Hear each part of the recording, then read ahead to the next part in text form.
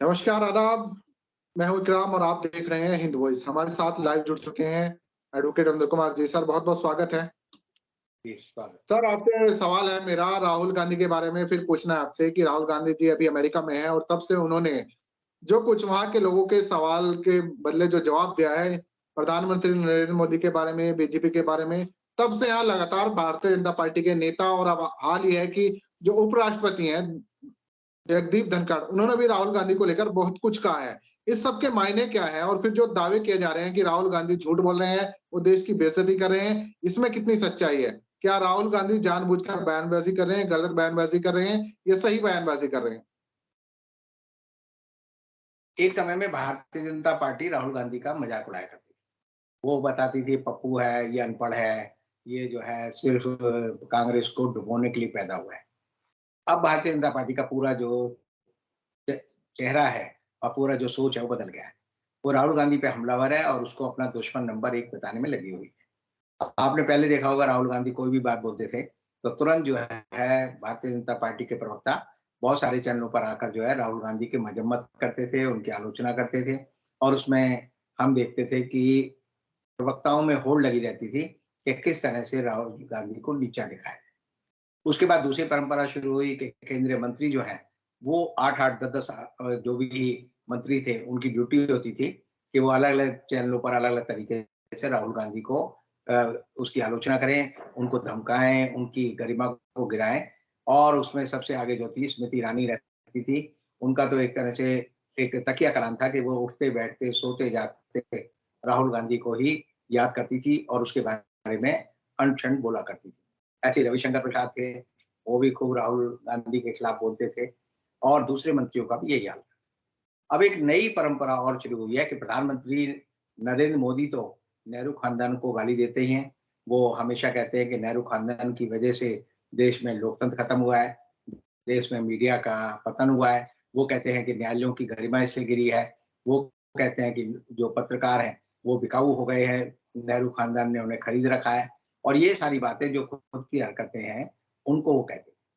राहुल गांधी के बारे में किसी भी पॉलिटिकल पार्टी के नेता का विरोध करना एक तरह से उसकी एक स्वाभाविक प्रवृत्ति है। उसका विरोध नहीं किया जा सकता। सिर्फ़ उसको ये कहा जा सकता है कि ये सही परंपरा नहीं है। लेकिन अब एक नई परंपरा ये शुरू हुई है कि बहुत सारे राज्यपाल और हम आज देख रहे हैं कि देश के उपराष्ट्रपति, वो भी जो है, जो भारतीय जनता पार्टी के प्रवक्ता हैं, उनकी बात बोलते हैं और वो ऐसे लगता है कि जो उपराष्ट्रपति पद है, वो भारतीय जनता पार्टी का एक प्रकोष्ठ बन गया है। आप देखिए कि लगातार जानबूझकर नरेंद्र मोदी की सरकार जब से आई है 2014 से, तब से देश की हर संस्था का उन्मूलन हुआ है। उन्मूलन इस मायने में हुआ है कि उस संस्थाओं में जिनकी एक गरिमा थी, जिनके बारे में लोगों के मन में इज्जत थी, जैसे कि आप देखेंगे चुनाव आयोग, उसमें चमचों को भर दिया गया है। इसी तरह आप देखेंगे नीति आयोग, उसमें जो नीति आयोग का जो भी सदस्य बनता है, वो थोड़ी देर बाद छोड़ के भाग जाता है। इसी तरह आप देखिए कि रिज़र्व बैंक ऑफ इंडिया, उसमें जो है गवर्नर की जगह जो है, जहाँ पहले नामचीन इकोनॉमिस्ट होते थे, अब इतिहास के एक विद्यार्थी को बिठा दिया गया है, जिसे खुद नहीं पता होता है मुझे क्या करना है, क्या नहीं करना है। इसी तरह आप देखेंगे कि देश के कैबिनेट सेक्रेटरी पर एक ऐसा आदमी बैठा है जिसे हर साल जो है सरकार पदोन्नति देती है, उसका जो अवधि है वो बढ़ा देती है। इसी तरह गृह मंत्रालय का ये हाल है कि गृह मंत्री को बार-बार जो है एक्सटेंशन देनी पड़ रही है और यहाँ तक कि ईडी, सीबीआई और दूसरे डिपार्टमेंट हैं, उनके लोगों को भी इस हद तक जो है एक्सटेंशन दिया गया है और उनके रिटायरमेंट के बाद कि सुप्रीम कोर्ट तक को उस पर टिप्पणी करनी पड़ी और सुप्रीम कोर्ट अब उसे सुन रही है और सुप्रीम कोर्ट पहले भी कई बार नाराज़गी बता चुकी। और यही नहीं, आप देखेंगे कि एनएचआरसी में और दूसरी और संस्थाओं में बहुत सारे न्यायाधीशों को खरीदने के लिए सरकार ने क्या किया कि वो कहते हैं जी हम सरकारी जो बहुत सारी स्वतंत्र संस्थाएँ हैं, उनका अध्यक्ष बना देते हैं। एक गवर्नर को तो जो अब्दुल नज़ीर हैं, जिन्होंने कि नोटबंदी का फैसला दिया, उनको आंध्र प्रदेश का गवर्नर बना दिया। तो एक तरह से हर संस्था के सामने एक लालच की गाजर लटका देती है सरकार और संस्थाओं का उन्मूलन करती है। यहाँ तक एक तरह से सरकार का विशेषाधिकार है, वो किसे बनाए। लेकिन जो हिंदुस्तान के शासन के, जिसे हम कहते हैं ऑर्डर ऑफ प्रेसिडेंट, के लोगों का क्या-क्या सम्मान का तरीका है, जिसमें कि सबसे पहले राष्ट्रपति है, ऑर्डर ऑफ प्रेसिडेंट में, फिर प्रोटोकॉल में दूसरे नंबर पर उपराष्ट्रपति है, तीसरे नंबर पर प्रधानमंत्री हैं, चौथे नंबर पर लोकसभा अध्यक्ष हैं। तो इस तरह की जो परंपरा है, उसमें भी हम देखते हैं प्रोटोकॉल के हिसाब से कि इस समय जो राष्ट्रपति और उपराष्ट्रपति का चयन है, वो भी ऐसे लोगों को चुना जा रहा है बार-बार कि जिससे पद की शोभा नहीं बढ़ती। पद को सुशोभित वो नहीं करते, बल्कि पद पर बैठकर एकदम पता चल जाता है कि किस तरह से हमने घटिया दर्जे के आदमी को राष्ट्रपति बना दिया है। पहले जो राष्ट्रपति थे रामनाथ कोविंद, उनको कभी भारत सरकार ने किसी बड़े देश में विदेश यात्रा पर नहीं भेजा। अभी मुर्मू जी को भेज रहे हैं तो 2 छोटे-छोटे देशों में भेज रहे हैं। इसी तरह रामनाथ कोविंद को ना कभी आप देखेंगे जो G20 के देश हैं, G20 मोदी जी का एक बड़ा सपना है जिसका वो रोज आजकल ढोल पीटते हैं कि हिंदुस्तान में G20 का सम्मेलन होगा। किसी भी G20 के किसी भी देश में भारत के राष्ट्रपति के रूप में रामनाथ कोविंद को नहीं भेजा गया और अब मुर्मू जी का 1 साल पूरा होने जा रहा है, उनको भी किसी बड़े देश में नहीं भेजा गया। उनके बारे में जो है, जो रामनाथ कोविंद है, उनका मज़ाक बनता था। मज़ाक ये बनता था कि वो पुष्कर जी के मंदिर में गए, तो उनको घुसने नहीं दिया, तो राष्ट्रपति के रूप में वो सड़क पे ही बैठ गए। और उन रामनाथ कोविंद को, जो कि राष्ट्रपति हैं, संसद के सर्वोच्च अधिकारी हैं, उनको मोदी जी ने जब नई संसद का शिलान्यास हो रहा था, तो बुलाना भी वाजिब नहीं समझा। उनको उसके बारे में सूचना भी नहीं दी। ऑफ़िशियल सूचना भारत के राष्ट्रपति को मोदी जी ने नहीं दी। अब जब संसद भवन का उद्घाटन हुआ, तो इस समय की जो राष्ट्रपति हैं द्रौपदी मुर्मू, उनको भी सूचना नहीं दी कि हम संसद का नया भवन बना रहे हैं, उसका उद्घाटन कर रहे हैं, उनको बुलाना था, वो नहीं बुलाया। और नहीं बुलाकर ये समझिए कि उपराष्ट्रपति का तो नाम ही नहीं लिया। ना उपराष्ट्रपति ने ऐसी कोई बात कही कि मेरे को नहीं बुलाया गया, जबकि लोकसभा अध्यक्ष के बराबर अगर पद है, तो आप समझिए लोकसभा के अध्यक्ष से बड़ा पद जो है उपराष्ट्रपति का है। उपराष्ट्रपति सदन के सभापति हैं, लेकिन उससे ज्यादा वो राष्ट्रपति हैं। उपराष्ट्रपति जो है, उपराष्ट्रपति का पद लोकसभा अध्यक्ष से बड़ा है, लेकिन उनको भी नहीं बुलाया गया। मुर्मू का भी बयान आपने देखा, चीफ जस्टिस ऑफ इंडिया के सामने वो भाषण दे रही थी और उन्होंने कहा कि मुझे तो कोई कुछ बताता ही नहीं। उन्होंने महिला पहलवानों के बारे में कहा कि उनके साथ मेरी सिंपैथी है। तो राष्ट्रपति जो महिला है, जो एक आदिवासी है, जो जिसके बारे में आप कह सकते हैं सर्वोच्च पद पर बैठी हुई है, जो एक तरह से देश की सिरमौर है, एक टेटलर हेड है, प्रतीक हेड है, वो अगर ये कह रही है कि महिला पहलवानों के साथ में हूँ और उसकी बात अनसुनी हो जाती है, तो इसका मतलब समझिए राष्ट्रपति के पद की आज कोई गरिमा नहीं बची। वो कहती हैं पहली बार मेरे पास चिट्ठियाँ आती थी, लोग चिट्ठियाँ भेजते थे, मैं सरकार को आगे भेज देती थी। अब मेरे पास चिट्ठी आनी भी बंद हो गई।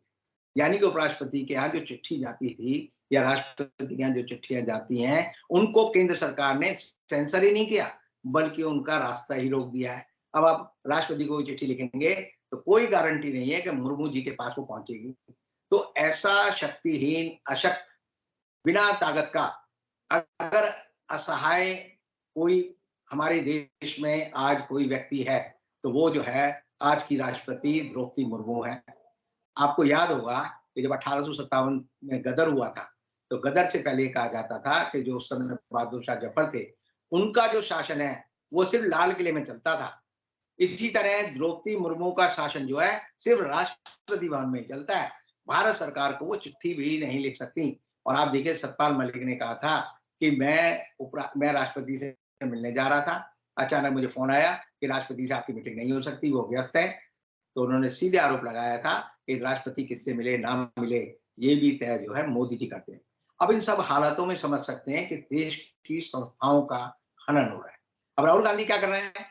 राहुल गांधी ने जाकर कहा कि देश की संस्थाओं का, देश के लोकतंत्र का गला घोटा जा रहा है, देश में जो है विपक्ष को दबाया जा रहा है। विपक्ष की कोई भूमिका जो है आज की संसद में नहीं रखी गई, जबकि संसद का मतलब है कि संसद में सत्तारूढ़ दल और विपक्ष बराबर है। जहां से देश का, दुनिया का लोकतंत्र शुरू हुआ, वो है ग्रेट ब्रिटेन की संसद। वहां की संसद में अपोजिशन और जो सत्तारूढ़ दल है उसके बारे में क्या कहा जाता है, एक शब्द होता है, जब महारानी थी तब कहते थे हर मैजेस्टीज गवर्नमेंट, और अपोजिशन को कहते थे हर मैजेस्टीज अपोजिशन। तो हर मैजेस्टी शब्द आता था। अब चूंकि प्रिंस चार्ल्स वहां के इस समय राष्ट्राध्यक्ष बन गए हैं, राजा बन गए हैं, तो अब कहा जाता है his Majesty's government and his Majesty's opposition. मतलब दोनों पलड़े बराबर हैं। लोकतंत्र जब ही चलता है जब पलड़े में दो पलड़े हों, उनका संतुलन बना रहे। अगर आप एक पलड़े को गायब भी कर दें और एक पलड़े की तराजू बना लें, तो वो तराजू तो रहेगी नहीं। उसमें ना वाद विवाद होगा, ना विचार होगा, ना विमर्श होगा। अभी जो बहुत बड़ा जो हम जिस बात को उठा रहे थे, उसके बारे में शरद पवार ने बयान दिया है कल ही। उन्होंने कहा है, हमने पहले भी वो फ़ोटो दी थी, कि जब नेहरू जी के टाइम में संसद भवन में पहली मीटिंग हुई, भारत की संविधान सभा और उसके मंत्रिमंडल की, तो जो फ़ोटो आई, वो फ़ोटो थी नेहरू जी बैठे हैं, राजेंद्र प्रसाद हैं, यानी आप देखिए सरदार पटेल हैं, सारे बड़े नेता दिग्गज जो है वो बैठे हैं, उनकी एक फ़ोटो आई। अब मोदी जी ने जब नई संसद के भवन का उद्घाटन किया, तो आ रही उसमें क्या है, मोदी जी सिंगोल लेकर खड़े हैं और सिंगोल के साथ जो है साधु बैठे हैं, खड़े हुए हैं, अधरंगत साधु हैं, अपनी तोंद दिखाते हुए मोटी-मोटी, अपने जो है चेहरे पर भभूत लगाए हुए। ऐसा लग रहा था जैसे जो है भगवान शिव जो है कैलाश पर्वत पर कोई अपनी मंडली को बुलाकर जो है फ़ोटो शूट करा रहे हैं। तो संसद की गरिमा गरीब आदमी की आवाज उठाने से है, साधु संतों, पोंगे पंडितों या अंधविश्वासी लोगों को इकट्ठा करके उनका प्रदर्शन करने में नहीं है। लेकिन आप एक बात समझ लीजिए, आज के समय में हर तरह से हर संस्था का उन्मूलन किया जा रहा है। और ये क्यों किया जा रहा है? वो इसलिए किया जा रहा है कि मोदी जी अपने को ये सिद्ध करना चाहते हैं कि वो इनविंसिबल हैं। मोदी जी को कोई नहीं हरा सकता। मोदी जी जो करते हैं वो अच्छा करते हैं, कोई बुरा काम करते ही नहीं। और इसीलिए हम देखते हैं कि राहुल गांधी जब कहते हैं कि हमारे यहाँ रेल दुर्घटना हो गई, तो उन्होंने 5 मिनट का जो है अपनी जो सभा थी रूज़वेल्ट भवन में, अमेरिका में, वहाँ उन्होंने मौन रखा। आज तक आपने देखा है भारत सरकार के किसी मंत्री ने जो रेल जो दुर्घटना में लोग मरे हैं, उनका मरने पर वही मौन रखा है, किसी कार्यक्रम में रखा है? नहीं, ऐसा नहीं हुआ। मोदी जी तो फैंसी ड्रेस पहन के गए और अपना फ़ोटो शूट किया। अश्विनी वैष्णव है, वो तो ट्रेन के इंजन के अंदर घुस के उन्होंने अपना फ़ोटो शूट किया। तो ये सरकार जो है, जो अपने को कहती है हम 3 इंजन की सरकार है, 2 इंजन की सरकार है, डबल इंजन की सरकार, हर जगह यही समझाते हैं। डबल इंजन की सरकार में 3 इंजनों वाली ट्रेनों का एक्सीडेंट हो जाता है। तो ये अभूतपूर्व काम इसलिए हुआ क्योंकि मोदी जी एक इल्यूज़न क्रिएट करना चाहते हैं कि मोदी से कोई गलती नहीं हो सकती। हम परमपिता परमात्मा के बारे में मानते हैं कि भगवान कोई गलती नहीं करते। भगवान जो है सर्वशक्तिमान है। तो मोदी जी को उनके भक्त जो है भगवान मानते हैं और इसीलिए उनकी लंका में मैं हमेशा कह रहा हूँ कि राहुल गांधी ने आग लगानी शुरू कर दी है और उससे मोदी जी बड़े चिंतित हैं और मोदी जी नहीं चिंतित हैं। मैंने आपको कहा कि देश की राष्ट्राध्यक्ष, राष्ट्रपति भी चिंतित है और जितने सत्ता प्रतिष्ठान में लोग बैठे हैं, वो सब चिंतित हैं। सिर्फ एक संस्था है जो आज भी मोदी जी के सामने सिर ऊपर करके खड़ी है, वो देश की न्यायपालिका है और उस न्यायपालिका में भी सेंध लगाने की कोशिश मोदी जी करते हैं।